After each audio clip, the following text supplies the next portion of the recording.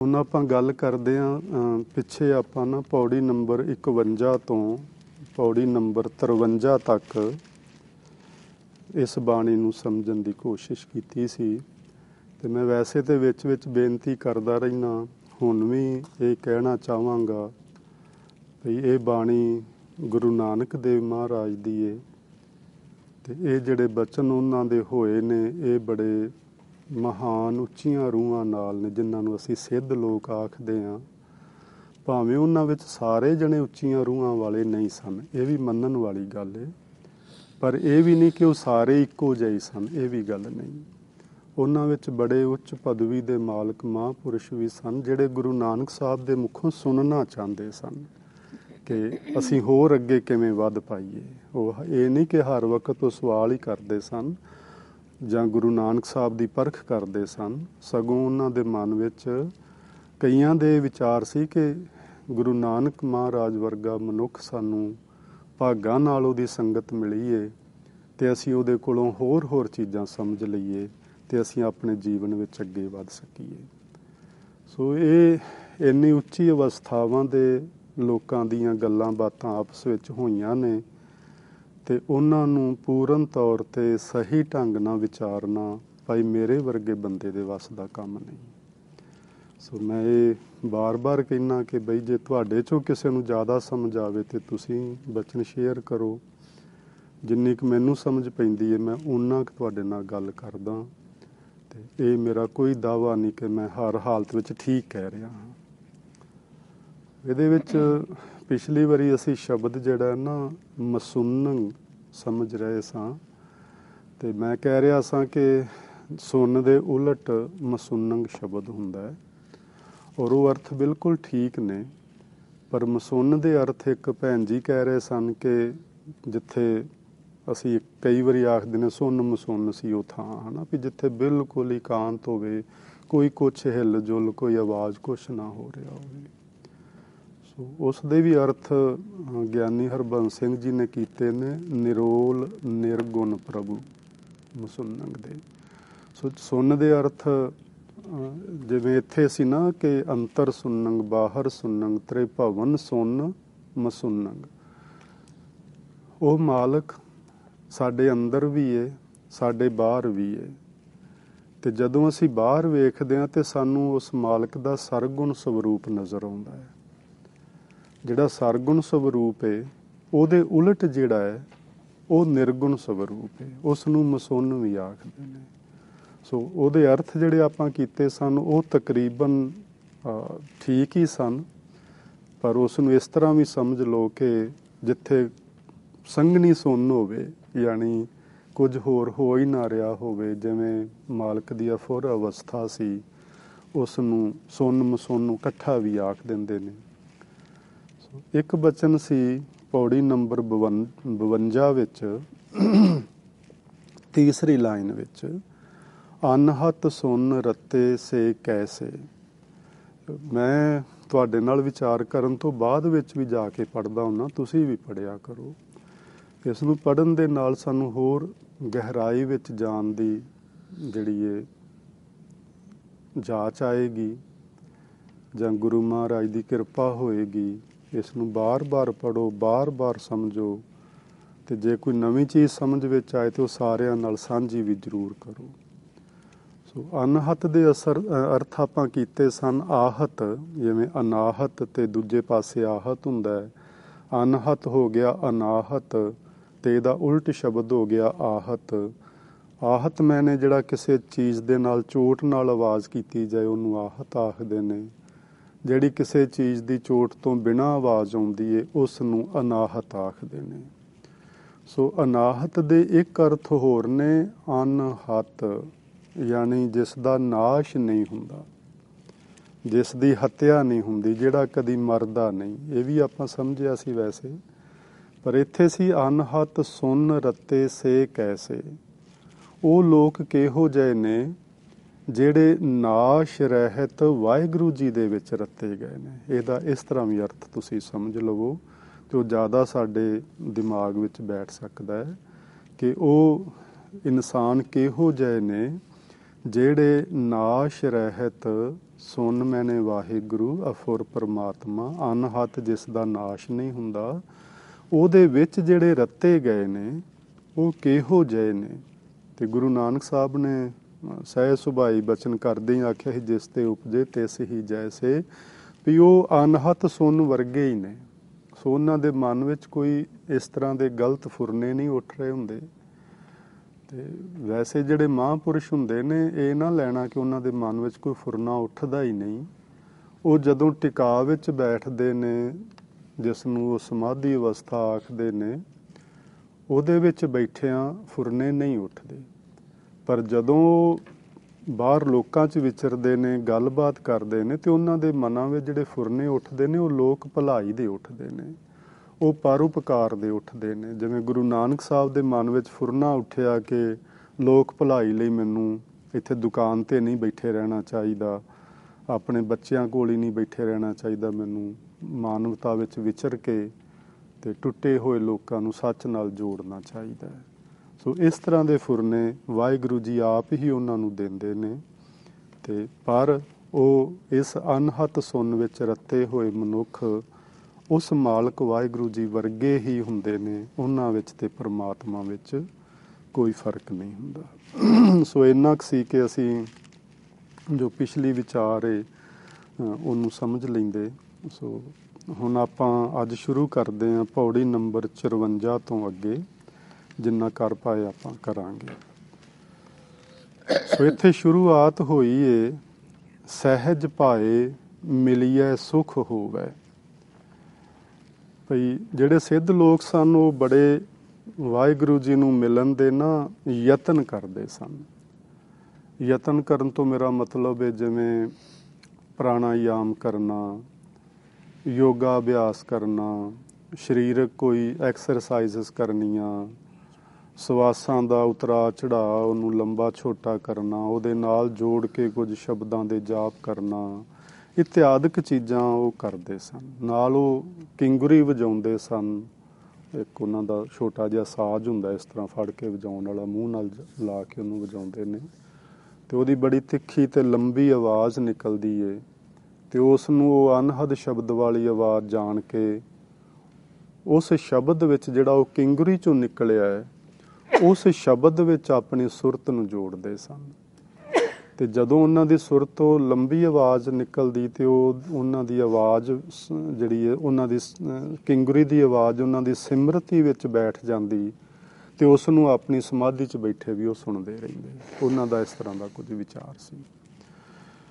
ਸੋ ਇਹੋ ਜਿਹੇ ਉਹ ਯਤਨ ਕਰਦੇ ਸਨ ਵਾਹਿਗੁਰੂ ਜੀ ਨੂੰ ਮਿਲਣ ਲਈ, ਪਰਮਾਤਮਾ ਦੀ ਪ੍ਰਾਪਤੀ ਲਈ, ਜਾਂ ਰਿੱਧੀਆਂ ਸਿੱਧੀਆਂ ਦੀ ਪ੍ਰਾਪਤੀ ਲਈ। ਸੋ ਗੁਰੂ ਨਾਨਕ ਸਾਹਿਬ ਉਹਨਾਂ ਦੇ ਨਾਲ, ਇੱਥੇ ਕੋਈ ਸਵਾਲ ਜਵਾਬ ਨਹੀਂ ਹਨ ਇਸ ਪੌੜੀ ਵਿੱਚ, ਗੱਲਬਾਤ ਉਹਨਾਂ ਦੇ ਨਾਲ, ਵਿਚਾਰ ਵਟਾਂਦਰਾ ਹੋ ਰਿਹਾ, ਜਿਹਨੂੰ ਸਿੱਧ ਗੋਸ਼ਟੀ ਅਸੀਂ ਕਹਿ ਹੀ ਰਹੇ ਹਾਂ, ਨਾਂ ਹੀ ਦਿੱਤਾ ਹੋਇਆ ਗੁਰੂ ਸਾਹਿਬ ਨੇ।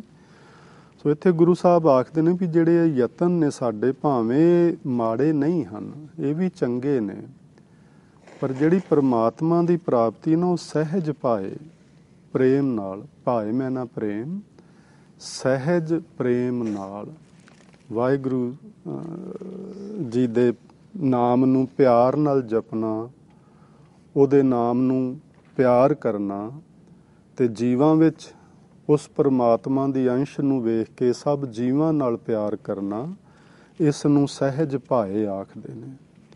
ਸੋ ਭਗਤ ਕਬੀਰ ਜੀ ਨੇ ਸਾਨੂੰ ਇਹ ਗੱਲ ਸਮਝਾਈ ਹੈ ਬਾਣੀ ਵਿੱਚ ਕਿ ਹਰਿ ਕਾ ਬਿਲੋਵਨਾ, ਬਿਲੋਵੋ ਮੇਰੇ ਭਾਈ, ਸਹਿਜ ਬਿਲੋਵੋ ਜੈਸੇ ਤਤ ਨਾ ਜਾਏ। ਹੈ ਨਾ, ਸਹਿਜ ਨਾਲ ਵਾਹਿਗੁਰੂ ਜੀ ਦੀ ਭਗਤੀ ਵਿੱਚ ਜੁੜਨਾ। ਕਈ ਵਾਰੀ ਕਈ ਲੋਕ ਆਪਣੇ ਗੁਰਮਤ ਵਾਲੇ ਵੀ ਉਹ ਸਵਾਸਾਂ ਦੀ ਕਿਰਿਆ ਇੰਨੀ ਤੇਜ਼ ਕਰਦੇ ਨੇ ਅਤੇ ਇੰਨੀ ਖਿੱਚ ਕੇ ਬਾਹਰ ਕੱਢਣਾ, ਇਸ ਢੰਗ ਨਾਲ ਉਹਨੂੰ ਕਿਰਿਆ ਨੂੰ ਕਰਦੇ ਨੇ ਕਿ ਮੈਂ ਵੇਖਿਆ ਹੋਇਆ ਆਪਣੀਆਂ ਅੱਖਾਂ ਨਾਲ ਕਿ ਕਈ ਲੋਕ ਬੇਸੁੱਧ ਹੋ ਜਾਂਦੇ ਨੇ, ਬੇਹੋਸ਼ ਹੋ ਜਾਂਦੇ ਨੇ।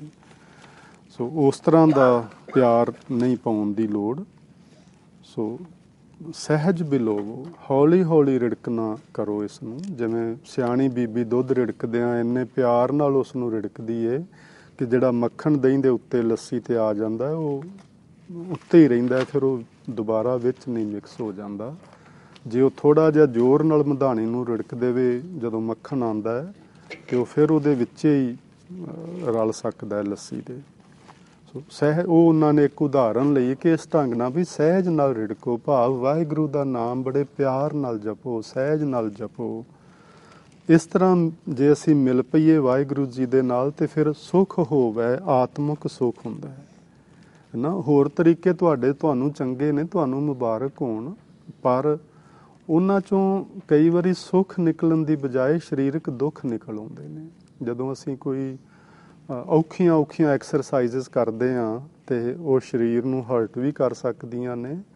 ਔਰ ਉਹ ਜਿਵੇਂ ਮੈਂ ਹੁਣੇ ਹੀ ਗੱਲ ਕੀਤੀ ਹੈ ਕਿ ਮੈਂ ਆਪਣੀ ਅੱਖੀਂ ਵੇਖਿਆ ਹੈ ਕਿ ਉਹ ਸਵਾਸਾਂ ਦੀ ਜਿਹੜੀ ਕਿਰਿਆ ਇੰਨੀ ਤੇਜ਼ੀ ਨਾਲ ਇੱਕ ਬੰਦੇ ਨੇ ਕਰਵਾਈ ਤੇ ਉਹਦੇ 'ਚ 2 ਜਣੇ ਬੇਹੋਸ਼ ਹੋ ਕੇ ਡਿੱਗੇ। ਮੈਂ ਆਪ ਆਪਣੀ ਅੱਖੀਂ ਵੇਖਿਆ ਤੇ ਮੈਂ ਉਸ ਤੋਂ ਬਾਅਦ ਉਹਨਾਂ ਨੂੰ ਆਖਿਆ ਵੀ ਤੁਸੀਂ ਇਸ ਤਰ੍ਹਾਂ ਨਹੀਂ ਕਰੋ। ਵੀ ਕੋਈ ਬਜ਼ੁਰਗ ਬੰਦਾ ਉਹਦਾ ਸਾਹ ਰੋਕੀ ਜਾਏ ਜਾਂ ਇੰਨਾ ਤੇਜ਼ ਕਰਨ ਦੇ ਨਾਲ ਦੁਬਾਰਾ ਆਵੇ ਹੀ ਨਾ, ਅਗਲਾ ਦੀ ਜਾਨ ਨੂੰ ਖਤਰਾ ਬਣਾ ਦਿੰਦੇ ਹੋ ਤੁਸੀਂ। ਇਹ ਰੱਬ ਨਾਲ ਪਿਆਰ ਥੋੜ੍ਹੀ ਹੈ ਕੋਈ। ਵੀ ਰੱਬ ਨਾਲ ਪਿਆਰ ਦੀ ਜਿਹੜੀ ਹੈ ਨਾ ਸੰਬੰਧ ਪਿਆਰ ਦਾ ਜੋੜੋ, ਉਹਦੇ ਨਾਲ ਇਸ ਤਰ੍ਹਾਂ ਦਾ ਨਾ ਜੋੜੋ।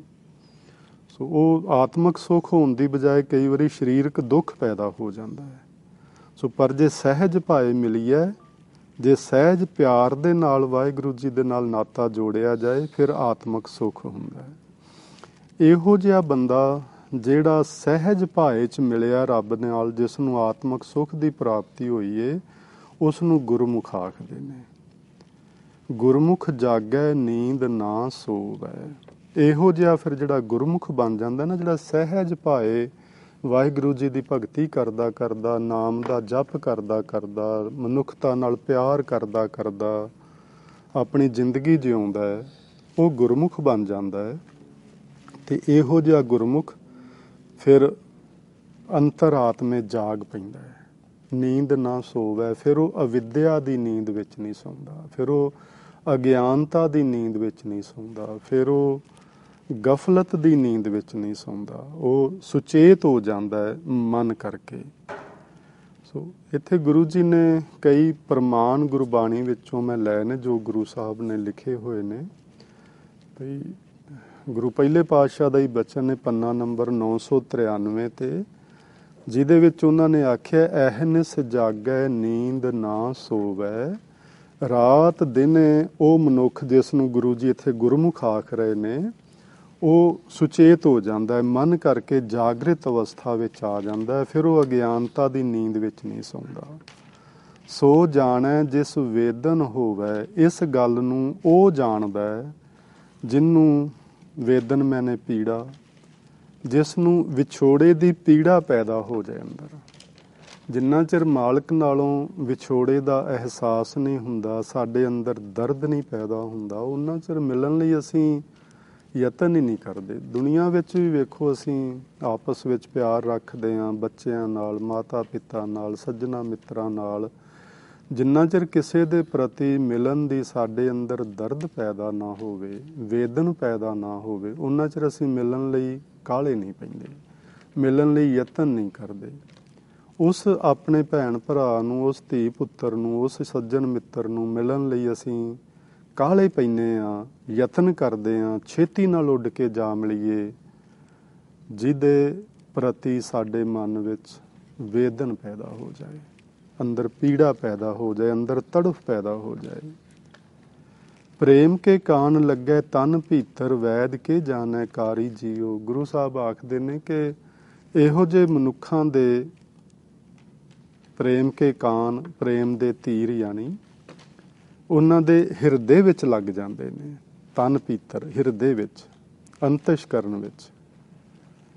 ਤੇ ਜਿਵੇਂ ਗੁਰੂ ਨਾਨਕ ਸਾਹਿਬ ਨੂੰ ਇੱਕ ਵਾਰੀ ਉਹਨਾਂ ਨੇ, ਮਾਤਾ ਪਿਤਾ ਨੇ, ਹੋਰ ਆਂਢੀਆਂ ਗੁਆਂਢੀਆਂ ਨੇ ਆਖਿਆ ਵੀ ਨਾਨਕ ਬਿਮਾਰ ਹੋ ਗਏ ਨੇ ਤੇ ਕਿਸੇ ਵੈਦ ਨੂੰ ਬੁਲਾਇਆ ਜਾਏ।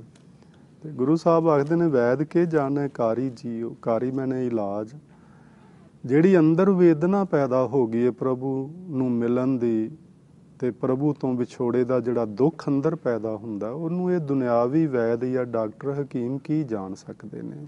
ਇਸ ਦਾ ਇਲਾਜ ਉਹਨਾਂ ਕੋਲ ਨਹੀਂ ਹੈ। ਇਸ ਦਾ ਇਲਾਜ ਤੇ ਕੇਵਲ ਤੇ ਕੇਵਲ ਵਿਛੋੜੇ ਵਾਲੀ ਜਿਹੜੀ ਅਵਸਥਾ ਹੈ ਉਹ ਦੂਰ ਹੋ ਜਾਏ ਤੇ ਉਸ ਦਾ ਇਲਾਜ ਆਪਣੇ ਆਪ ਹੀ ਹੋ ਜਾਂਦਾ ਹੈ। ਜਿਹਨੂੰ ਮਿਲਣ ਨੂੰ ਚਿੱਤ ਕਰਦਾ ਉਸ ਨੂੰ ਮਿਲ ਪਈਏ ਤੇ ਜਿਹੜੀ ਪੀੜਾ ਅੰਦਰ ਤੜਫ ਪੈਦਾ ਹੋਈ ਸੀ ਉਹ ਆਪਣੇ ਆਪ ਖਤਮ ਹੋ ਜਾਂਦੀ ਹੈ। ਸੋ ਇਹ ਹੈ ਜਾਗਰਤ ਅਵਸਥਾ ਜਿਹਦੇ ਵਿੱਚ ਹਾਂਜੀ 993 993 ਸੋ ਇਹਦੇ ਵਿੱਚ ਸ਼ਲੋਕ ਨੰਬਰ ਨਹੀਂ ਮੈਂ ਲਿਖਿਆ ਭੈਣ ਜੀ, ਪਹਿਲੇ ਗੁਰੂ ਜੀ ਦੀ ਬਾਣੀ ਹੈ 993 ਪੇਜ ਤੇ ਤੁਸੀਂ ਲੱਭ ਲਓਗੇ। ਸੋ ਅੱਗੇ ਹੈ ਸੁਨ ਸ਼ਬਦ ਅਪਰੰਪਰ ਧਾਰੈ, ਕਹਿਤੇ ਮੁਕਤ ਸ਼ਬਦ ਨਿਸਤਾਰੈ। ਸੁਨ ਸ਼ਬਦ ਇੱਥੇ ਫਿਰ ਉਹ ਹੀ ਹੈ ਨਿਰਗੁਣ ਬ੍ਰਹਮ ਹੈ ਨਾ, ਨਿਰਗੁਣ ਬ੍ਰਹਮ ਦਾ ਸ਼ਬਦ। ਹੁਣ ਨਿਰਗੁਣ ਬ੍ਰਹਮ ਦਾ ਸ਼ਬਦ ਕਿਹੜਾ ਹੈ? ਅਸੀਂ ਸਾਡੇ ਕੋਲ ਗੁਰਬਾਣੀ ਹੈ, ਗੁਰੂ ਸਾਹਿਬਾਂ ਦੀ ਬਖਸ਼ੀ ਹੋਈ, ਇਹ ਵੀ ਨਿਰਗੁਣ ਬ੍ਰਹਮ ਦਾ ਹੀ ਸ਼ਬਦ ਹੈ। ਇਹਦੇ 'ਚ ਕੋਈ ਡਾਊਟ ਨਹੀਂ ਹੈ, ਕੋਈ ਸ਼ੱਕ ਨਹੀਂ ਹੈ। ਪਰ ਸਾਡੇ ਅੰਦਰ ਜਿਵੇਂ ਸਾਨੂੰ ਪਿੱਛੇ ਜੇ ਗੁਰੂ ਜੀ ਨੇ ਸਮਝਾਇਆ ਸੀ ਨਾ ਕਿ ਗੁਪਤੀ ਬਾਣੀ ਜਿਹੜੀ ਅੰਦਰ ਪ੍ਰਗਟ ਹੋ ਜਾਂਦੀ ਹੈ ਉਹ ਵੀ ਨਿਰਗੁਣ ਬ੍ਰਹਮ ਦਾ ਹੀ ਸ਼ਬਦ ਹੈ। ਨਿਰਗੁਣ ਬ੍ਰਹਮ ਤੋਂ ਜਿਹੜੀ ਇੱਕ ਆਵਾਜ਼ ਨਿਕਲੀ ਹੈ ਤੇ ਜਦੋਂ ਉਸ ਆਵਾਜ਼ ਦੇ ਨਾਲ ਉਹਨੇ ਬ੍ਰਹਿਮੰਡੀ ਰਚਨਾ ਕੀਤੀ ਹੈ ਤੇ ਉਹ ਆਵਾਜ਼ ਬ੍ਰਹਿਮੰਡ ਵਿੱਚ ਹੀ ਕਿਤੇ ਨਹੀਂ ਗਈ, ਕਿਉਂਕਿ ਮਾਲਕ ਘਟ ਘਟ ਵਿੱਚ ਵਸਿਆ ਹੋਇਆ, ਜਰਰੇ ਜਰਰੇ ਵਿੱਚ ਗੁਰੂ ਜੀ ਦੇ ਦੱਸਣ ਮੁਤਾਬਕ ਉਹ ਵਿਆਪਕ ਹੈ। ਤੇ ਉਹ ਜਿਹੜੀ ਕਵਾਓ ਹੈ ਉਹ ਵੀ ਉੱਥੇ ਹੀ, ਉਹ ਕਿਤੇ ਨਹੀਂ ਚਲਾ ਗਿਆ। ਉਹ ਕਵਾਓ ਹੀ ਅਨਹਦ ਸ਼ਬਦ ਹੈ। ਸੋ ਉਸ ਨੂੰ ਧਿਆਨ ਦਿਆ ਕਰੋ ਕਦੀ ਕਦੀ ਜਦੋਂ ਅੰਮ੍ਰਿਤ ਵੇਲੇ ਉੱਠ ਕੇ ਬੈਠੋ ਤੇ ਕੋਸ਼ਿਸ਼ ਕਰੋ।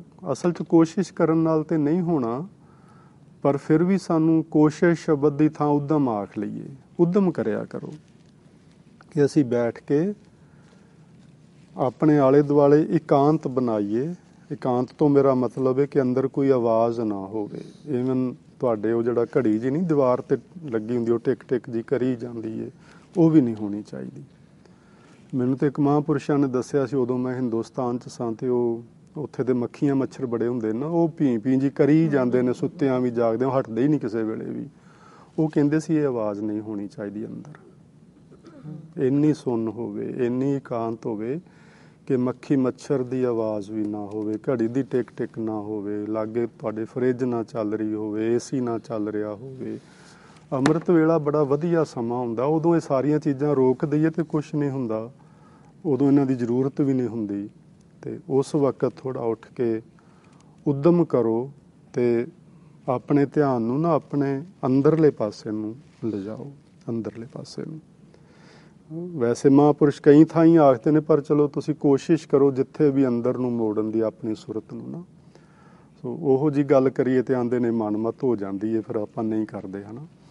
ਸੋ ਤੁਸੀਂ ਅੰਦਰ ਨੂੰ ਕੋਸ਼ਿਸ਼ ਕਰਨਾ, ਅੰਦਰ ਨੂੰ ਕੋਸ਼ਿਸ਼ ਕਰਨਾ, ਉੱਦਮ ਕਰਨਾ, ਤੇ ਕਰਦਿਆਂ ਕਰਦਿਆਂ ਤੁਸੀਂ ਪਾਓਗੇ ਕਿ ਹਲਕਾ ਜਿਹਾ ਕੁਛ ਤੁਹਾਨੂੰ ਅੰਦਰੋਂ ਸੁਣਾਈ ਦੇਣਾ ਸ਼ੁਰੂ ਹੋਏਗਾ।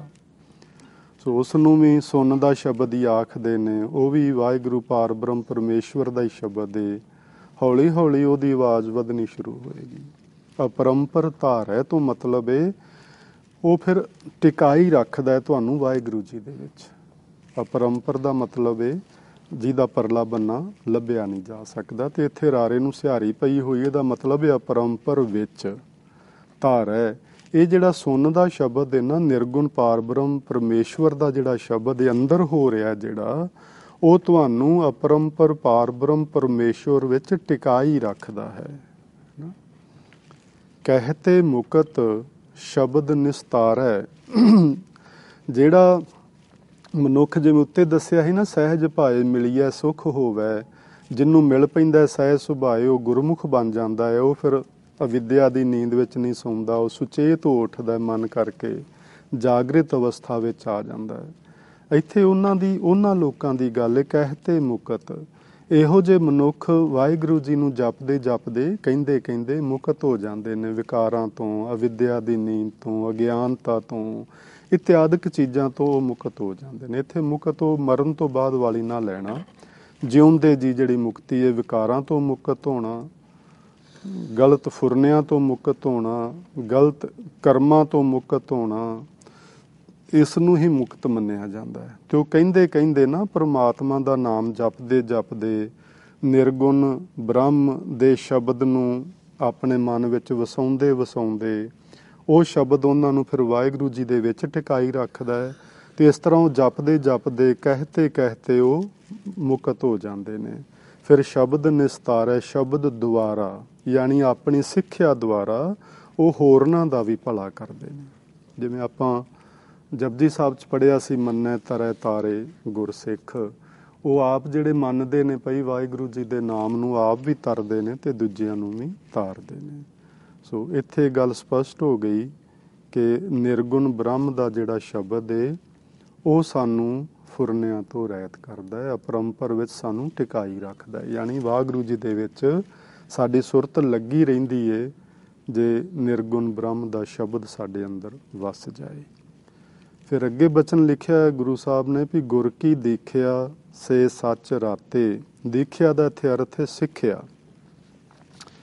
ਗੁਰ ਕੀ ਦੀਖਿਆ, ਗੁਰੂ ਦੀ ਸਿੱਖਿਆ ਦੁਆਰਾ ਜਿਹੜੇ ਅਕਾਲ ਪੁਰਖ ਵਾਹਿਗੁਰੂ ਵਿੱਚ ਸੇ ਸੱਚ ਰਾਤੇ, ਉਹ ਸੱਚ ਵਿੱਚ ਰੱਤੇ ਜਾਂਦੇ ਨੇ, ਰੰਗੇ ਜਾਂਦੇ ਨੇ। ਸੱਚ ਵਿੱਚ, ਸੱਚ ਦਾ ਅਰਥ ਹੈ ਪਰਮਾਤਮਾ, ਪਰਮਾਤਮਾ ਵਿੱਚ ਰੰਗੇ ਜਾਂਦੇ ਨੇ। ਉਹਨਾਂ ਦਾ ਵਾਹਿਗੁਰੂ ਜੀ ਵਿੱਚ ਪਿਆਰ ਬਣ ਜਾਂਦਾ, ਜਿਨ੍ਹਾਂ ਨੂੰ ਉੱਤੇ ਗੁਰਮੁਖ ਗੁਰੂ ਜੀ ਕਹਿ ਰਹੇ ਨੇ।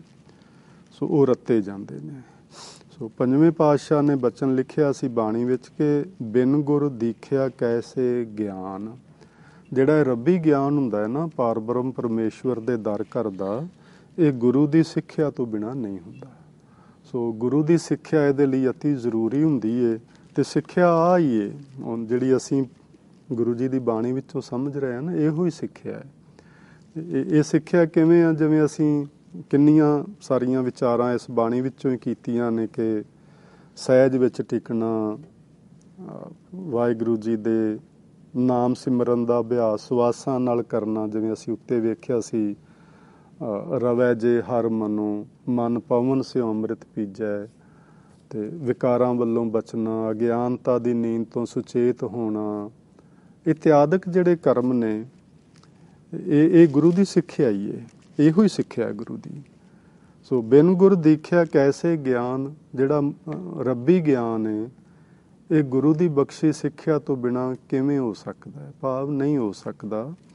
ਬਿਨ ਪੇਖੇ ਕਹੋ ਕੈਸੇ ਧਿਆਨ।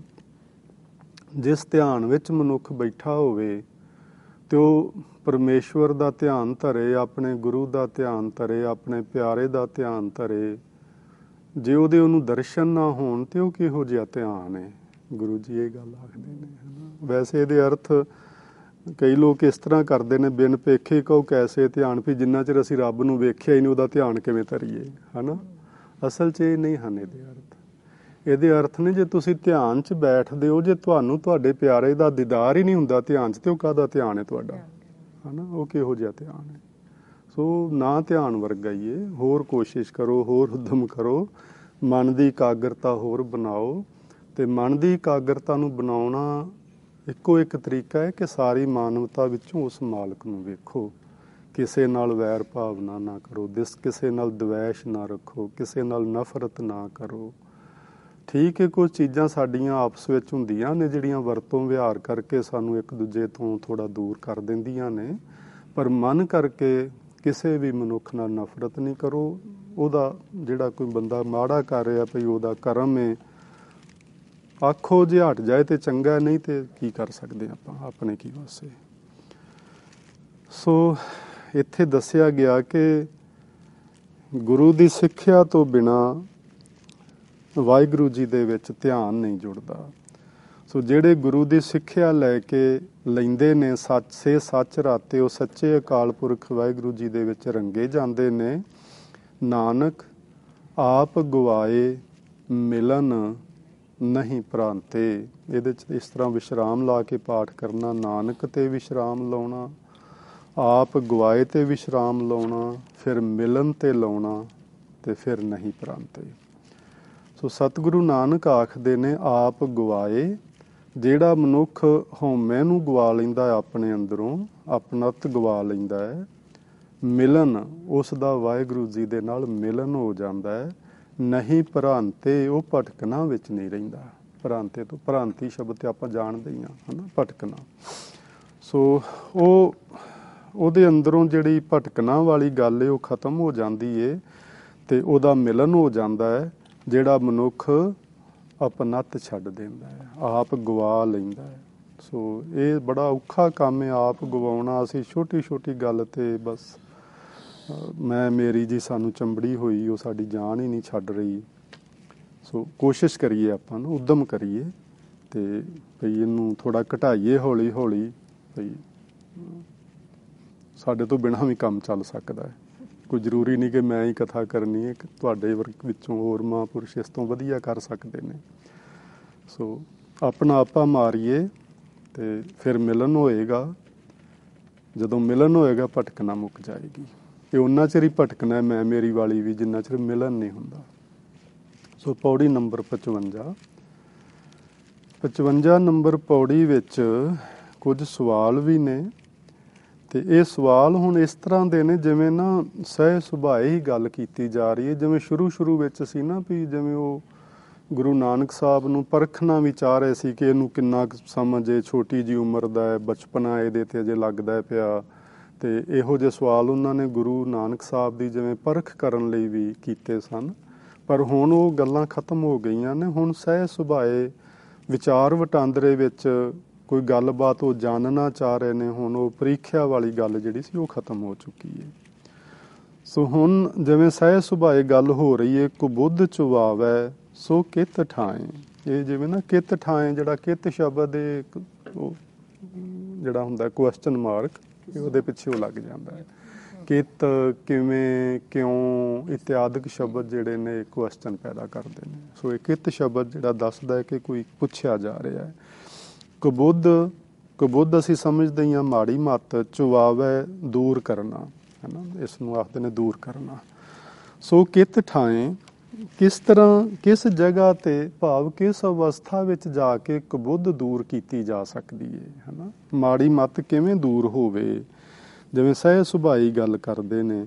ਫਿਰ ਅਗਲੀ ਗੱਲ ਕਿਸੇ ਹੋਰ ਸਿੱਧ ਨੇ ਕਰ ਲਈ, ਕਿਉਂ ਤੱਤ ਨਾ ਬੁੱਝੈ ਚੋਟਾਂ ਖਾਏ। ਵੀ ਗੁਰੂ ਜੀ ਇਹ ਵੀ ਦੱਸੋ ਵੀ ਇਹ ਮਨੁੱਖ ਜੀਵਨ ਦੇ ਵਿੱਚ ਵਿਕਾਰਾਂ ਦੀਆਂ ਸੱਟਾਂ ਖਾਂਦਾ ਰਹਿੰਦਾ ਹੈ, ਇਹ ਤੱਤ ਨੂੰ ਯਾਨੀ ਅਸਲੀਅਤ ਨੂੰ ਕਿਉਂ ਨਹੀਂ ਸਮਝਦਾ, ਹੈ ਨਾ।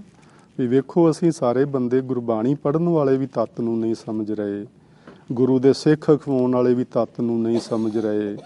ਤੇ ਵਿਕਾਰਾਂ ਦੀਆਂ ਚੋਟਾਂ, ਜਦੋਂ ਅਸੀਂ ਲੜਾਈਆਂ ਕਰਦੇ ਹਾਂ, ਝਗੜੇ ਕਰਦੇ ਹਾਂ, ਵਿਕਾਰਾਂ ਦੀਆਂ ਚੋਟਾਂ ਹੀ ਖਾ ਰਹੇ ਹਾਂ, ਹੋਰ ਇਹ ਕੀ ਹੈ। ਫਿਰ ਕੋਰਟਾਂ ਵਿੱਚ ਪੈਸੇ ਲਾਉਂਦੇ ਹਾਂ, ਗੁਰਦੁਆਰੇ ਦੇ ਪੈਸੇ ਲੱਗਦੇ ਨੇ, ਸੰਗਤ ਦੇ ਪੈਸੇ ਲੱਗਦੇ ਨੇ, ਬੁਰੇ ਹਾਲ ਬਾਂਕੇ ਦਿਹਾੜੇ। ਫਿਰ ਅਸੀਂ ਰੌਲਾ ਪਾਉਂਦੇ ਹਾਂ, ਜੁੱਤੀਆਂ ਲੈ ਕੇ ਅੰਦਰ ਆ ਗਏ ਨੇ। ਇਹ ਸਭ ਕੀ ਹੋ ਰਿਹਾ ਹੈ? ਅਸੀਂ ਤੱਤ ਨੂੰ ਨਹੀਂ ਪਹਿਚਾਨ ਰਹੇ, ਹੋਰ ਕੋਈ ਵੀ ਗੱਲ ਨਹੀਂ ਹੈ। ਜਿੱਦਣ ਅਸੀਂ ਤੱਤ ਨੂੰ ਪਹਿਚਾਨ ਲਿਆ, ਅਸਲੀਅਤ ਨੂੰ ਸਮਝ ਲਿਆ, ਫਿਰ ਅਸੀਂ ਇਹ ਚੋਟਾਂ ਜਿਹੜੀਆਂ ਹੈਗੀਆਂ ਨਾ ਵਿਕਾਰਾਂ ਦੀਆਂ, ਇਹ ਵਿਕਾਰਾਂ ਦੀਆਂ ਚੋਟਾਂ ਤੋਂ ਭਾਵ ਇਹ ਕ੍ਰੋਧ ਦੀਆਂ ਸੱਟਾਂ ਨੇ। ਇਵੇਂ ਹੀ ਕਾਮ ਦੀਆਂ ਚੋਟਾਂ ਨੇ। ਜਦੋਂ ਕੋਈ ਬੰਦਾ ਬਾਹਰ ਮਾੜਾ ਕਰਮ ਕਰਦਾ ਹੈ, ਉਹਨੂੰ ਕੁਛ ਬੁਰੀ ਸਜ਼ਾ ਮਿਲਦੀ ਹੈ ਤੇ ਉਹ ਕਾਮ ਦੀਆਂ ਸੱਟਾਂ ਖਾ ਰਿਹਾ। ਕੋਈ ਲੋਭ ਵਸ ਕਿਤੇ ਕੋਈ ਝੂਠ ਬੋਲ ਦਿੰਦਾ ਹੈ, ਜਾਂ ਕੋਈ ਕਿਸੇ ਦੀ ਚੀਜ਼ ਚੁਰਾ ਲੈਂਦਾ ਹੈ, ਜਾਂ ਥੋੜ੍ਹੀ ਬਾਹਲੀ ਹੇਰਾ ਫੇਰੀ ਜੀ ਕਰਦਾ ਹੈ, ਤੇ ਉਹ ਇੱਕ ਤਰ੍ਹਾਂ ਲੋਭ ਦੀਆਂ ਚੋਟਾਂ ਖਾ ਰਿਹਾ। ਸੋ ਇਸ ਤਰ੍ਹਾਂ ਅਸੀਂ ਵਿਕਾਰਾਂ ਦੀਆਂ ਚੋਟਾਂ ਖਾਂਦੇ ਹਾਂ। ਹੁਣ ਇੱਥੇ ਵੀ ਉਹ ਇਸ ਤਰ੍ਹਾਂ ਦਾ ਸਵਾਲ ਰੂਪ ਵਿੱਚ ਹੀ ਇਹ ਲਾਈਨ ਵੀ, ਕਿਉਂ ਸ਼ਬਦ ਇਹਦੇ ਵਿੱਚ ਨਾ, ਕਿਉਂ ਤੱਤ ਨਾ ਬੁੱਝੈ। ਵੀ ਇਹ ਬੰਦਾ ਅਸਲੀਅਤ ਨੂੰ ਕਿਉਂ ਨਹੀਂ ਸਮਝਦਾ, ਚੋਟਾਂ ਖਾਏ, ਫਿਰ ਇਹਨਾਂ ਵਿਕਾਰਾਂ ਦੀਆਂ ਬਾਰ-ਬਾਰ ਚੋਟਾਂ ਖਾਂਦਾ ਰਹਿੰਦਾ ਹੈ, ਤੇ ਚੋਟਾਂ ਖਾਂਦਾ ਹੋਇਆ ਵੀ ਤੱਤ ਨੂੰ ਨਹੀਂ ਸਮਝਦਾ। ਫਿਰ ਵੀ ਇਹ ਆਪਣੀ ਆਕੜ ਉੱਥੇ ਹੀ ਲੈ ਕੇ ਬੈਠਾ ਰਹਿੰਦਾ ਹੈ। ਇਹ ਕੀ ਹੈ ਸਭ? ਮਤਲਬ ਇਸ ਤਰ੍ਹਾਂ ਗੱਲਬਾਤ ਹੋ ਰਹੀ ਉਹਨਾਂ ਦੀ ਆਪਸ ਵਿੱਚ। ਜਮਦਰ ਬਾਧੇ ਕੋਇ ਨਾ ਰਾਖੈ। ਇਹੋ ਜਿਹੇ ਬੰਦੇ ਨੂੰ ਜਮ ਦੇ ਦਰ ਤੇ ਬੱਧੇ ਹੋਏ ਨੂੰ ਕੋਈ ਬਚਾ ਨਹੀਂ ਸਕਦਾ, ਹੈ ਨਾ। ਕਿਉਂਕਿ ਉਹ ਇਹੋ ਜਿਹਾ ਮਨੁੱਖ ਜਿਹੜਾ ਹੈ, ਜਿਹਨੇ ਆਪਣੀ ਕੁਬੁੱਧ ਕਾਇਮ ਰੱਖੀ ਹੋਈ ਹੈ, ਮਾੜੀ ਮੱਤ ਉਹਨੇ ਦੂਰ ਹੀ ਨਹੀਂ ਕੀਤੀ, ਉਹਨੇ ਤੱਤ ਨੂੰ ਪਹਿਚਾਣਿਆ ਹੀ ਨਹੀਂ, ਉਹ ਸੱਟਾਂ ਖਾ ਰਿਹਾ ਹੈ।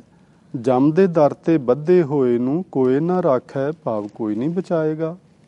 ਬਿਨ ਸ਼ਬਦ ਹੈ ਨਾ ਹੀ ਪਤ ਸੱਖ ਹੈ। ਗੁਰੂ ਜੀ ਆਖਦੇ ਨੇ ਭਾਈ ਜਿਹੜੀਆਂ ਤੁਸੀਂ ਗੱਲਾਂ ਕਰ ਰਹੇ ਹੋ ਮੈਨੂੰ ਇਸ ਤਰ੍ਹਾਂ ਲੱਗਦਾ ਏ ਸ਼ਬਦ ਤੋਂ ਬਿਨਾ ਨਾ ਹੀ ਪਤ ਸੱਖ ਹੈ। ਸੱਖ ਹੈ ਤੋਂ ਭਾਵੇਂ ਸ਼ੋਹਰਤ, ਇੱਜ਼ਤ, ਮਾਨ ਸਨਮਾਨ। ਅਸੀਂ ਆਖਦੇ ਨਾ ਕਈ ਵਾਰੀ ਫਲਾਣੇ ਬੰਦੇ ਦੀ ਤੇ ਬਈ ਇੱਥੇ ਸੰਸਾਰ ਵਿੱਚ ਬਹੁਤ ਵਧੀਆ ਸ਼ਾਖ ਬਣੀ ਹੈ, ਫਲਾਣੇ ਦੀ ਤੇ ਫਲਾਣੀ ਕੰਪਨੀ ਵਿੱਚ ਬੜੀ ਵਧੀਆ ਸ਼ਾਖ ਬਣੀ ਹੈ। ਸੋ ਇਸ ਤਰ੍ਹਾਂ ਦੀਆਂ ਗੱਲਾਂ ਅਸੀਂ ਆਖਦੇ ਹਾਂ ਅਤੇ ਉਹਦਾ ਮਤਲਬ ਇਹ ਹੀ ਹੁੰਦਾ ਇੱਜ਼ਤ ਹੈ, ਉਹਦਾ ਮਾਣ ਸਨਮਾਨ ਹੈ, ਉਹਨੂੰ ਸ਼ੋਹਰਤ ਮਿਲੀ, ਉਹਨੂੰ ਵਡਿਆਈ ਮਿਲੀ ਹੈ। ਅਤੇ ਗੁਰੂ ਸਾਹਿਬ ਆਖਦੇ ਨੇ ਵੀ ਬਿਨ ਸ਼ਬਦ ਹੈ, ਸ਼ਬਦ ਤੋਂ ਬਿਨਾਂ ਨਾ ਹੀ ਪਤ ਸੱਖ ਹੈ। ਵਾਹਿਗੁਰੂ ਜੀ ਦੇ ਨਾਮ ਸਿਮਰਨ ਵਿੱਚ ਜੁੜਨ ਤੋਂ ਬਿਨਾਂ ਬੰਦੇ ਦੀ ਇੱਜ਼ਤ ਆਬਰੂ ਨਹੀਂ ਬਣੀ ਰਹਿੰਦੀ। ਫਿਰ ਅਗਲੀ ਗੱਲ ਫਿਰ ਉਹ ਇਸ ਤਰ੍ਹਾਂ ਦੀ ਕਰਦੇ ਨੇ ਜਿਵੇਂ ਸਵਾਲ ਰੂਪ ਵਿੱਚ ਹੀ ਕਿਉਂ ਕਰ ਬੂਝੈ ਪਾਵੈ ਪਾਰ। ਫਿਰ ਗੁਰੂ ਜੀ ਇਹ ਦੱਸੋ ਵੀ ਇਹ ਕਿਵੇਂ ਸਮਝ ਲਵੇ, ਹੈ ਨਾ। ਜਿਵੇਂ ਉੱਤੇ ਸ਼ਬਦ ਗੱਲ ਆ ਗਈ ਕਿ ਕਿਉਂ ਤਤ ਨਾ ਬੂਝੈ ਝੋਟਾਂ ਖਾਏ। ਹੁਣ ਆਖਦੇ ਨੇ ਕਿਉਂ ਕਰ ਬੂਝੈ ਪਾਵੈ ਪਾਰ, ਵੀ ਇਹਨਾਂ ਵਿਕਾਰਾਂ ਦੀਆਂ ਜਿਹੜੀਆਂ ਸੱਟਾਂ ਬੰਦਾ ਖਾ ਰਿਹਾ ਇਹਨਾਂ ਤੋਂ ਕਿਵੇਂ ਬਚ ਜਾਏ। ਕਿਉਂ ਕਰ ਬੂਝੈ ਪਾਵੈ ਪਾਰ, ਕਿਵੇਂ ਇਸ ਨੂੰ ਸਮਝ ਲਵੇ ਤੱਤ ਨੂੰ, ਅਸਲੀਅਤ ਨੂੰ। ਨਾਨਕ ਮਨਮੁਖ ਨਾ ਬੂਝੈ ਗੁਵਾਰ। ਕਹਿੰਦੇ ਨੇ ਜਿਹੜਾ ਬੰਦਾ ਬੁੱਝ ਨਹੀਂ ਰਿਹਾ ਨਾ ਅਸਲ ਵਿੱਚ ਉਹ ਮਨਮੁਖ ਹੈ ਅਤੇ ਗਵਾਰ ਹੈ, ਉਹਦੇ ਕੋਲ ਗੁਰੂ ਦੀ ਮੱਤ ਕੋਈ ਨਹੀਂ। ਗੱਲ ਇੰਨੀ ਕੀ ਹੈ, ਹੋਰ ਇਹ ਨਹੀਂ ਕਿ ਕਿਸੇ ਬੰਦੇ ਨੂੰ ਸਟੈਂਪ ਲਾ ਕੇ ਵਾਹਿਗੁਰੂ ਜੀ ਨੇ ਭੇਜਿਆ ਵੀ ਇਹ ਸਮਝ ਹੀ ਨਹੀਂ ਪਾਏਗਾ, ਇਸ ਤਰ੍ਹਾਂ ਦਾ ਕੁਝ ਨਹੀਂ ਹੈ। ਗੱਲ ਇੰਨੀ ਕਿ ਉਹਨੇ ਆਪਣਾ ਮੁੱਖ ਜਿਹੜਾ ਆਪਣੇ ਮਨ ਵੱਲੇ ਕੀਤਾ ਹੋਇਆ ਉਹ ਹਮੇਸ਼ਾ ਆਪਣੇ ਮਨ ਦੀ ਹੀ ਗੱਲ ਸੁਣਦਾ, ਗੁਰੂ ਦੀ ਗੱਲ ਸੁਣਦਾ ਹੀ ਨਹੀਂ। ਇਸ ਲਈ ਨਾ ਬੂਝੈ, ਉਹਨੂੰ ਤੱਤ ਦੀ ਸਮਝ ਨਹੀਂ ਆਉਂਦੀ, ਗਵਾਰ ਪੁਣੇ 'ਚ ਉਹ ਆਪਣੀ ਜ਼ਿੰਦਗੀ ਬਿਤਾ ਕੇ ਚਲਾ ਜਾਂਦਾ ਹੈ। ਸੋ ਗੁਰੂ ਜੀ ਇਸ ਤਰ੍ਹਾਂ ਉਹਨਾਂ ਦੇ ਨਾਲ ਜਿਵੇਂ ਸਲਾਹ ਮਸ਼ਵਰੇ ਦੇ ਤੌਰ 'ਤੇ ਗੱਲਬਾਤ ਕਰਦੇ ਨੇ। ਪਰ ਅੱਗੇ ਜਿਵੇਂ ਉਹਨਾਂ ਦਾ ਜਿਹੜਾ ਪਹਿਲਾ ਸਵਾਲ ਇੱਕ ਬੁੱਧ ਚੋ ਆਵੈ ਸੋ ਕਿਤ ਠਾਏ, ਉਹ ਕਿਹੜੀ ਜਗ੍ਹਾ ਹੈ, ਕਿੱਥੇ, ਕਿਸ ਅਵਸਥਾ ਵਿੱਚ ਜਿਹੜੀ ਹੈ ਸਾਡੀ ਮਾੜੀ ਮੱਤ ਜਿਹੜੀ ਉਹ ਬੰਦਾ ਦੂਰ ਕਰ ਲੈਂਦਾ ਹੈ। ਅਤੇ ਹੁਣ ਪੌੜੀ ਨੰਬਰ 56 ਵਿੱਚ ਕਬੁੱਧ ਮਿਟੈ ਗੁਰ ਸ਼ਬਦ ਵਿਚਾਰ। ਉੱਤੇ ਸੀ ਕਬੁੱਧ ਚੁਆਵੈ ਸੋ ਕਿਤ ਠਾਏ, ਕਿਸ ਅਵਸਥਾ ਵਿੱਚ ਕਿਸ ਥਾਂ 'ਤੇ ਬੰਦੇ ਦੀ ਇਹ ਮਾੜੀ ਮੱਤ ਜਿਹੜੀ ਉਹ ਦੂਰ ਹੋ ਜਾਂਦੀ ਏ। ਅਤੇ ਹੁਣ ਆਨਸਰ ਦੇ ਤੌਰ 'ਤੇ ਇਹਨੂੰ ਅਸੀਂ ਲੈ ਲਈਏ ਕਬੁੱਧ ਮਿਟੈ ਗੁਰ ਸ਼ਬਦ ਵਿਚਾਰ। ਗੁਰੂ ਦੇ ਸ਼ਬਦ ਨੂੰ ਵਿਚਾਰਨ ਕਰਕੇ ਜਿਹੜੀ ਮਾੜੀ ਮੱਤ ਏ, ਖੋਟੀ ਮੱਤ ਏ, ਉਹ ਦੂਰ ਹੋ ਜਾਂਦੀ ਏ।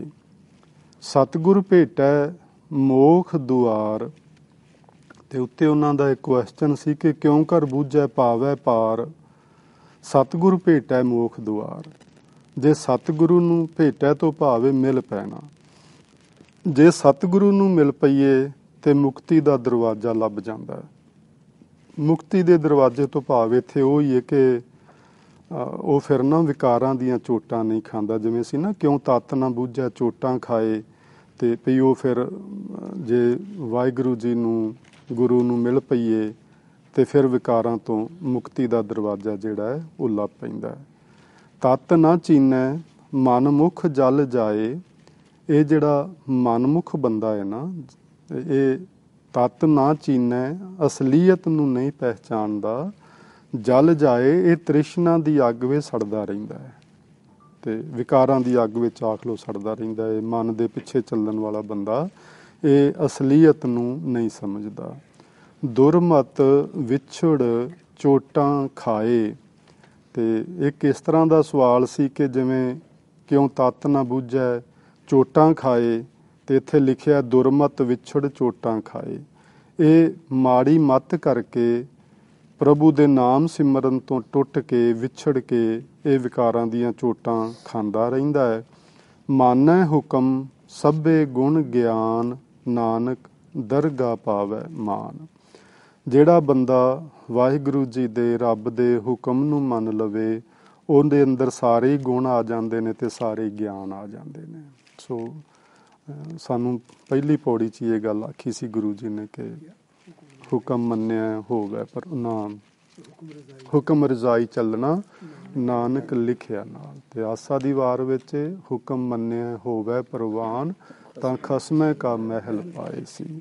ਸੋ ਮਾਨੈ ਹੁਕਮ ਸਭੇ ਗੁਣ ਗਿਆਨ, ਸਾਰੇ ਗੁਣ ਅਤੇ ਸਾਰੇ ਗਿਆਨ ਉਸ ਮਨੁੱਖ ਨੂੰ ਪ੍ਰਾਪਤ ਹੋ ਜਾਂਦੇ ਨੇ ਜਿਹੜਾ ਵਾਹਿਗੁਰੂ ਜੀ ਦੇ ਹੁਕਮ ਨੂੰ ਮੰਨ ਲੈਂਦਾ ਹੈ। ਨਾਨਕ ਦਰਗਾਹ ਪਾਵੈ ਮਾਨ, ਉਹ ਰੱਬੀ ਦਰਗਾਹ ਵਿੱਚ ਮਾਨ ਹਾਸਲ ਕਰ ਲੈਂਦਾ ਹੈ, ਉਸ ਨੂੰ ਪਰਮਾਤਮਾ ਦੇ ਦਰ 'ਤੇ ਇੱਜ਼ਤ ਨਸੀਬ ਹੋ ਜਾਂਦੀ ਹੈ। ਸੋ ਅੱਜ ਆਪਾਂ ਇੱਥੇ ਸਮਾਪਤੀ ਕਰ ਦਿੰਦੇ ਹਾਂ। ਮੇਰੇ ਖਿਆਲ ਉਹ ਆ ਗਏ ਨੇ ਜਿਨ੍ਹਾਂ ਨੇ ਆਉਣਾ ਹੈ। ਤੇ ਚਲੋ ਇੱਥੋਂ ਅਗਲੀ ਵਿਚਾਰ ਫਿਰ ਆਪਾਂ ਪੌੜੀ ਨੰਬਰ 57 ਤੋਂ ਅਗਲੀ ਕਥਾ ਵੀ ਸ਼ੁਰੂ ਕਰਾਂਗੇ। ਸੋ ਯਤਨ ਕਰਿਆ ਜੇ ਤੁਸੀਂ ਇਹਨਾਂ ਤਿੰਨਾਂ ਪੌੜੀਆਂ ਨੂੰ ਘਰ ਜਾ ਕੇ ਫਿਰ ਦੁਬਾਰਾ ਪੜ੍ਹੋ ਅਤੇ ਇਹਨਾਂ ਦੇ ਇੱਕ ਇੱਕ ਅੱਖਰ ਨੂੰ ਇਸ ਤਰ੍ਹਾਂ ਨਾਲ ਨਾਲ ਲੈ ਕੇ ਉਹਦੀ ਵਿਚਾਰ ਨੂੰ ਸਮਝੋ। ਫਿਰ ਜੇ ਕੋਈ ਸਵਾਲ ਤੁਹਾਡੇ ਮਨ 'ਚ ਪੈਦਾ ਹੋਏ ਤਾਂ ਉਹ ਆਪਾਂ ਅਗਲੀ ਕਲਾਸ ਵਿੱਚ ਬਹਿ ਕੇ ਉਹਨਾਂ ਉੱਤੇ ਗੱਲਬਾਤ ਕਰਾਂਗੇ। ਅਤੇ ਇਸ ਤਰ੍ਹਾਂ ਆਪਾਂ ਗੁਰੂ ਦੀ ਬਾਣੀ ਨੂੰ ਹੋਰ ਇਸ ਤੱਤ ਨੂੰ ਹੋਰ ਚੰਗੀ ਤਰ੍ਹਾਂ ਸਮਝ ਸਕਾਂਗੇ ਅਤੇ ਤੱਤ ਨੂੰ ਚੰਗੀ ਤਰ੍ਹਾਂ ਸਮਝ ਕੇ ਅਸੀਂ ਜੀਵਨ ਵਿੱਚ ਅਪਣਾ ਕੇ ਚੰਗੇ ਇਨਸਾਨ ਵੀ ਬਣਾਂਗੇ ਅਤੇ ਦੂਸਰਾ ਸਾਡਾ ਮਨੁੱਖਾ ਜੀਵਨ ਸਫਲ ਵੀ ਹੋਏਗਾ। ਵਾਹਿਗੁਰੂ ਜੀ ਕਾ ਖਾਲਸਾ, ਵਾਹਿਗੁਰੂ ਜੀ ਕੀ ਫਤਿਹ।